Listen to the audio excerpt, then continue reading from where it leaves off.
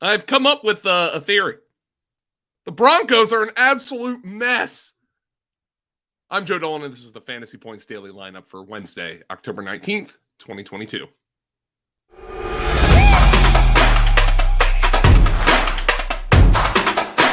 It's time for the FantasyPoints.com Daily Lineup.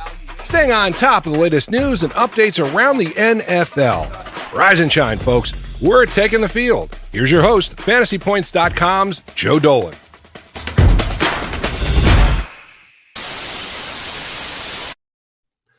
Starting at quarterback for the Broncos in Week 7, maybe, is Russell Wilson. I don't know if Broncos fans want that or not. Wilson is considered day-to-day after an MRI on Tuesday revealed no significant injury to his hamstring, but his availability for Sunday's game against the Jets remains in question. That is per Ian Rappaport of NFL Network. Now, our Dr. Edwin Porras feels that, barring a severe tear, this is an injury that might cost Wilson a game or two max, given his position. Now, Wilson has played through next to everything in his NFL career, and he'll probably want to play through this as he tries to get right in the midst of the worst season of his life. Now, but judging by how he's played healthy, because he also has a shoulder injury, that does not seem to be a wise decision for the Broncos to go down that path. Wilson has been, by most metrics, one of the NFL's worst quarterbacks this season. He is 25th in QBR, he is 20th in DVOA, and he is 22nd in fantasy points per game. Injuries aren't helping, and neither is coaching, but Wilson is just flat out playing like crap. In Week 7, Denver plays a Jets team that really got after Aaron Rodgers last week. Now, it's a sad state of affairs when Wilson is so easily benchable, even with teams on bye. Also in Denver, what the heck is going on with Melvin Gordon? Gordon had 3 rushes for 8 yards in Monday's 19-16 loss to the Chargers. Okay, that's not great, but he did come into the game with a rib and neck injury, so there's at least a reason for that, right? There was assumed risk. Yeah, but here's the thing. It wasn't the injury that held him out. Per an interview with NFL Network's Bridget Condon, Gordon said, quote, "It was a close game. I feel like I could have helped make a difference, but apparently not." Oh boy. Coach Nathaniel Hackett said he and Gordon are going to talk about his role, and per DNVR's Zach Stevens, Hackett said, quote, "Melvin didn't do anything wrong." Hackett is 45 degrees of clueless. But even knowing that, this is beyond my comprehension. Hackett insisted on force-feeding Gordon snaps and touches when Javonte Williams was healthy and balling out despite Gordon's constant fumbling problems. Now that Javonte is out for the year, Gordon has been benched for Latavius Murray. This Broncos team is one of the single most disappointing teams we can remember in the last decade. And a lot of the mistakes are self-inflicted. I have no idea how to handle this for fantasy, but it appears Hackett is going to ride the hot hand in the backfield. Gordon and Mike Boone have more juice than Murray, but... Next slide. In our second running back spot, we have a team playing on Thursday night. James Conner was listed as a non-participant in Tuesday's practice report. This is Darren Urban of the Cardinals official site reporting, as he deals with a rib injury. Our Dr. Edwin Porras said that the average missed time for a running back with a rib injury is 2 weeks. And this is also a short week for Conner, who missed in Week 5 as well. He's not going to play, it seems. Meanwhile, Eno Benjamin has been limited this week by a foot injury, but seems like he will play. Conner has been a massive fantasy bust given how bad the Cardinals' offense is in general. And of course, he's always had trouble staying on the field in the first place. And Benjamin started in place of Conner in Week 6, but only had 65 total yards on 18 touches and averaged 2.47 yards per carry. Now, going up against the Saints' tough run defense is never easy. But with Darrell Williams also out with a knee injury, Benjamin is a volatile running back 2 on Thursday night, with Keontae Ingram a desperation flex option.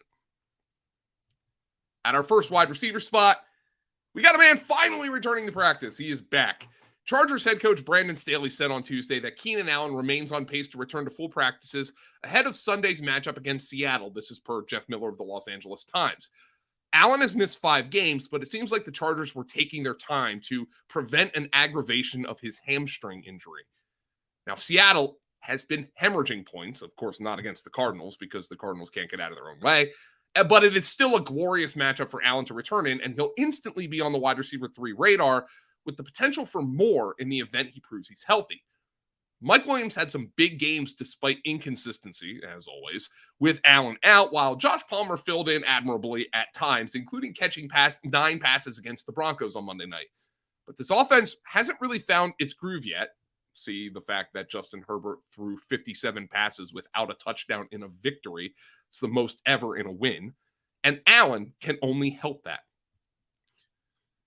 In our other wide receiver spot, we will have Chris Olave on Thursday night against the Cardinals. A lot of Thursday night information today. Olave is not on the Saints injury report, which indicates Olave passed the concussion protocol and will play on Thursday, giving the Saints at least one of their top receiver options back. That's the good news. The bad news, well, there's a lot of it. Michael Thomas is not expected to play this week on Thursday Night Football as he continues to battle turf toe. Per Mike Triplett of New Orleans.football, Coach Dennis Allen kind of danced around why Thomas was not put on IR when he's likely to miss his 4th consecutive game. Quote, "It was something we felt like we were kind of in that range. Yet if things went well, we might be able to be ahead of that schedule," Allen said per Triplett. Now, it does not sound as if Thomas is particularly close to playing because he hasn't been practicing. Meanwhile, Jarvis Landry is still missing practice as well with his ankle injury. He's set to miss another game and is droppable for bye week fill-ins. Meanwhile, while quarterback Jameis Winston has returned to practice from his back and ankle injuries, it sounds like the Saints don't really want to play Jameis with the decimated receiving core they currently are throwing out there, and that's a valid position. Unfortunately, Andy Dalton is also limited with a back injury. Yikes. Moreover, for Olave, it's concerning that the Cardinals have been exceptional at slowing down their opponent's number 1 targets, holding each of Cooper Kupp, A.J. Brown, Devontae Adams, and DK Metcalf to 4 or fewer catches. Olave will be a volatile wide receiver 3 on Thursday night. The Saints take on the Raiders in Week 8 after the mini-bye, but don't have their real bye until Week 14. And they can't really afford to be much more patient than they already have been. They're 2-4 with no 2023 first-round pick and the worst cap situation in the NFL, so winning games this year is paramount for the club. Not making the playoffs doesn't get the Saints anything. It's a tough spot to be in. In our flex spot, we have someone in his 15th season in the NFL. Veteran wideout DeSean Jackson signed with the Ravens on Tuesday, per ESPN's Adam Schefter. The Ravens need receivers, and DeSean still wants to work, but his body just can't hold up to the rigors of the NFL anymore. He's played more than 40 snaps exactly 3 times in the last 3 seasons, and he is only a part-time deep threat right now. He should work into the rotation alongside Rashad Bateman when Bateman returns to the lineup from his foot injury, which is expected to be soon. And no, he is not a fantasy option. Thanks for joining me for another edition of the Fantasy Points Daily Lineup. That hump day. Get over that hump and get the Thursday Night Football. I know everybody's looking forward to that Cardinal Saints rip snorter tomorrow night. Subscribe to the channel, leave a comment, all that good stuff. Give the video a thumbs up. We're crossing 100,000 views on our little homemade channel here at fantasypoints.com, which has really made me excited. And if you really like what the content you get here, please go subscribe to fantasypoints.com because then you can talk to me. You can talk to me in our subscriber Discord. Just use code LINEUP22 for an extra 10% off a website that's already 25% discounted. Thanks to my guy, Ben Kukanis behind the glass, for making me look good on a Wednesday morning, early in the morning.